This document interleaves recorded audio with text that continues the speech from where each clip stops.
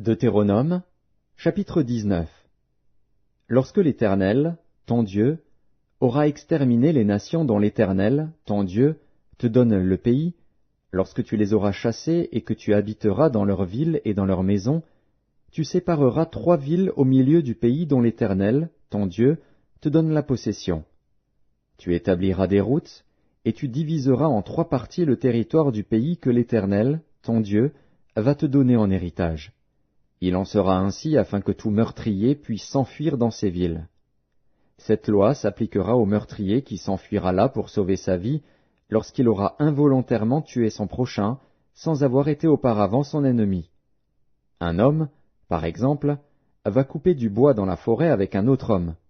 La hache en main, il s'élance pour abattre un arbre. Le fer échappe du manche, atteint le compagnon de cet homme, et lui donne la mort. Alors il s'enfuira dans l'une de ces villes pour sauver sa vie, de peur que le vengeur du sang, échauffé par la colère et poursuivant le meurtrier, ne finisse par l'atteindre s'il y avait à faire beaucoup de chemin, et ne frappe mortellement celui qui ne mérite pas la mort, puisqu'il n'était point auparavant l'ennemi de son prochain. C'est pourquoi je te donne cet ordre, tu sépareras 3 villes.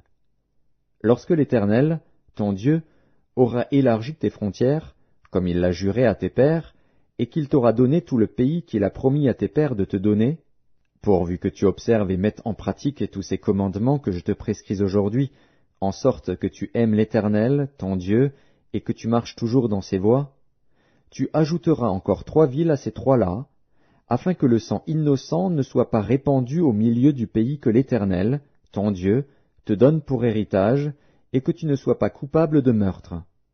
Mais si un homme s'enfuit dans une de ces villes, après avoir dressé des embûches à son prochain par inimitié contre lui, après l'avoir attaqué et frappé de manière à causer sa mort, les anciens de sa ville l'enverront saisir et le livreront entre les mains du vengeur du sang, afin qu'il meure.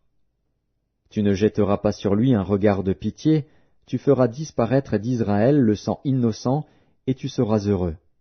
Tu ne reculeras point les bornes de ton prochain, posées par tes ancêtres, dans l'héritage que tu auras au pays dont l'Éternel, ton Dieu, te donne la possession.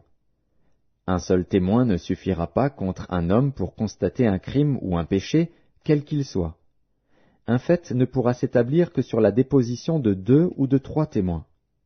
Lorsqu'un faux témoin s'élèvera contre quelqu'un pour l'accuser d'un crime, les 2 hommes en contestation comparaîtront devant l'Éternel, devant les sacrificateurs et les juges alors en fonction. Les juges feront avec soin des recherches. Le témoin est-il un faux témoin? A-t-il fait contre son frère une fausse déposition? Alors vous le traiterez comme il avait dessein de traiter son frère. Tu ôteras ainsi le mal du milieu de toi. Les autres entendront et craindront, et l'on ne commettra plus un acte aussi criminel au milieu de toi. Tu ne jetteras aucun regard de pitié. Œil pour œil, dent pour dent, main pour main, pied pour pied.